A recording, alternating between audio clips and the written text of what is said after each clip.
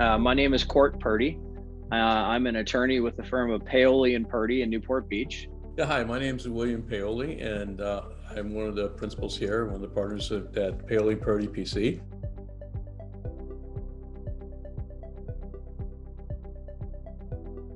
We became involved in this case shortly after the accident itself. Mr. Vargas at that point was hospitalized in and out of a coma. He was involved in a single accident motorcycle crash, which took place in an area north of Joshua Tree. No, they were out on a weekend ride. There were about 25 of them, and Anthony was the leader of the group, so he was the point man, basically in front. At first blush, this case presented a lot of issues because of the location of where it occurred on a fairly isolated 2-lane roadway in a sparsely populated area, and the fact that it was a single person accident. It didn't involve another vehicle. It involved the roadway itself. As they were heading down Pipes Canyon Road, they came upon a curve. There was a sign showing that there was a curve. The speed limit was 55 miles an hour. There was a reduction warning sign, reducing the speed to 35 as they approached the curve, which they did. And then the road straightened out.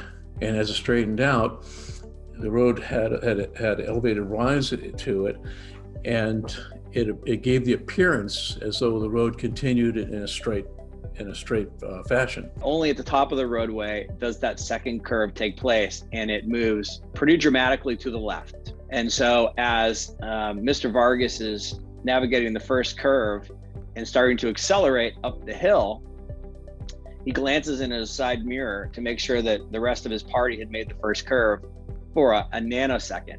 But by the time he looks back, he's already too late to make that second left-hand curve. When Anthony's bike left the road, he hit the curb. He hit the berm, and then his bike went airborne. And as he came down, he had saddlebags on the back. The saddlebags hit a large rock that was in the road, and that ejected him from the bike, and he landed. He landed a little distance ahead of that, and at that point, he was still lucid. He was still able to talk, but he couldn't feel his lower extremities at that point. The design immunity we were able to get through because they were unable to actually find the designs of the roadway because of its age. So they could not provide us with any engineering design protocols for the roadway itself, and as to why they deviated from the design manual and actually constructed a compound or broken back curve. So that was the first hurdle that we kind of overcame. And then there's always signage issues. But in this case, because the county had taken the steps to sign the first curve, and their engineers admitted deposition that sign was supposed to notify motorists of the entirety of the curve, we were able to say that they didn't have immunity because they actually took steps to sign it. What DK Global did for us was enable us to take words and put it into pictures, to put it into something that not only defense counsel could see, but more importantly, a presentation that we could show the mediator, that we could show to the jury had this matter gone to trial. They went so far as to include in that, again, what we call a day in the life video to show, how it affected Anthony and the things that his daily regimen and what took place immediately following his return home and discharge from the hospital. And even today, we were able to resolve the matter in exchange for payment of $9.5 million. They're so easy to work with.